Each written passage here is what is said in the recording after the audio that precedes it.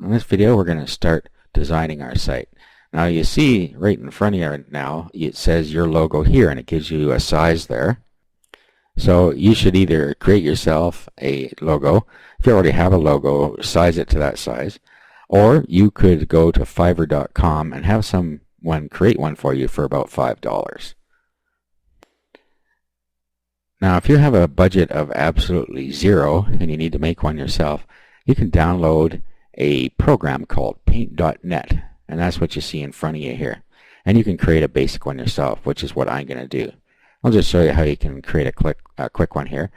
First of all, open up Paint.net and go to Image and Resize.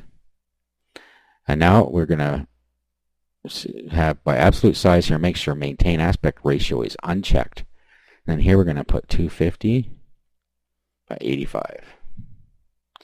Okay, as soon as we do that, it's going to create an outline that's the right size for us. So from here, you have a blank slate. Now what I would do first is I would choose the color for the background. If you want to leave it white, then you don't have to do anything else here. But let's make it, you can click on the wheel here to choose a color and it'll show up over here. You can do more here, and you can pick a hex color or put your codes in the RGBs, or you can also, if we go, let's go back, let's do less here. You can click down here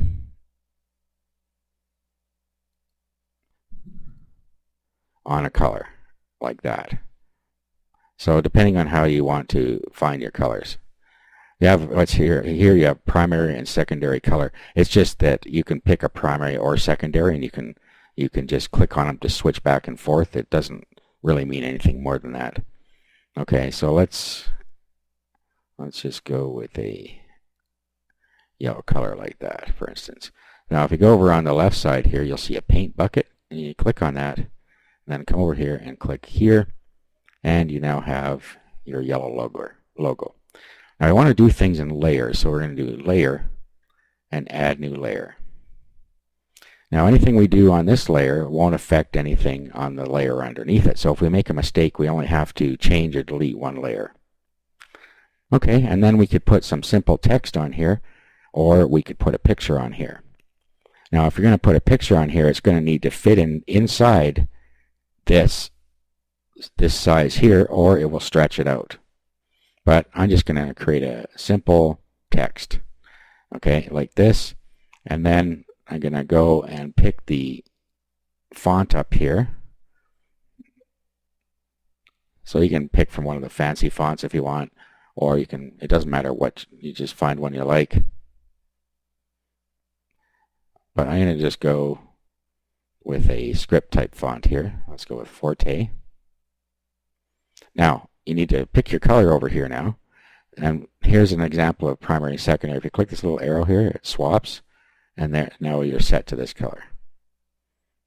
Okay, so let's go with a dark orange this time and see how that looks. So you click inside here, and then you just type what you want. So we'll go Joe's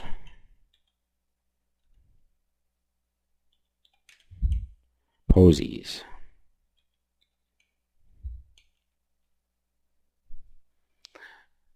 Now, don't touch anything inside there, but if you come up here now, you can increase the size. So let's try 22. And then you can put your mouse on top of this little cross here, and then you can drag this around so it's in the middle. Now let's hit bold because it's not showing up too well. It still doesn't show up all that well. So let's change the color. Let's change it to black. So you can try different colors here.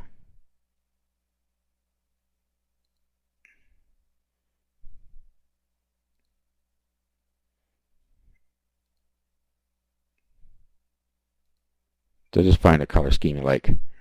Okay, so I'm going to go with that. I'm just going to make sure this is more or less centered. I'll put my little hand on here and move it where I want it.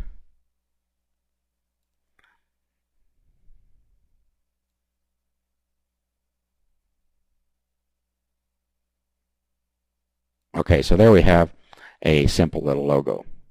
So all we have to do now is click Save up here. Okay, and then I just navigate to where I want to save this on my computer. If you save it as a PDN file, you can go back in and edit it later. So let's call it logo here. So I'm going to save it as a PDN so that I can go back and change it if I want. But now what I'm going to do is do a save as. And this time I'm going to save it as a JPEG, like that. Click Save, click OK here, and then flatten. And that's it. We now have our logo created, and we also have an editable version if we want to go back and change it by layer. So as it says here, you can go to your Actions and Manage Site, go to Layout, and change the logo. So if you go up here, now we're going to go down here to where it says Edit Site Layout. Okay, you see we got a bar up here now. We have header, so enable or disable the header. Horizontal navigation, sidebar, custom footer, and then here we have the site width and some custom stuff we can do. But if we put our mouse on here, we can edit the site header. Okay, so what we can do now is change the logo.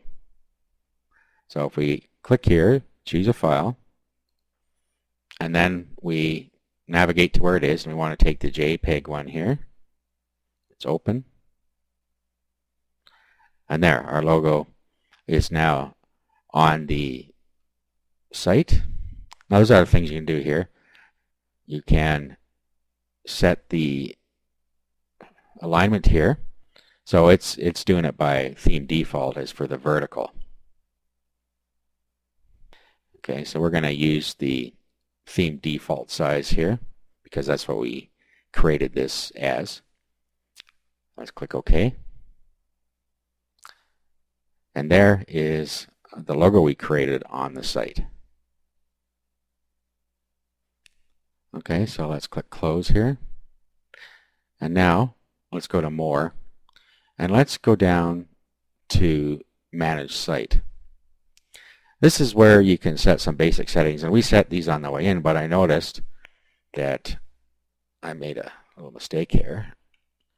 So this is how you can go and change things if you change your mind later.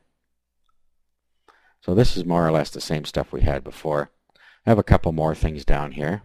You can put your Google Analytics code in here. You have your Google Webmaster Tools, which verifies with Google that the site belongs to you, and that's only if you're going to move it to your own domain rather than using the one supplied by Google. You can change the language here.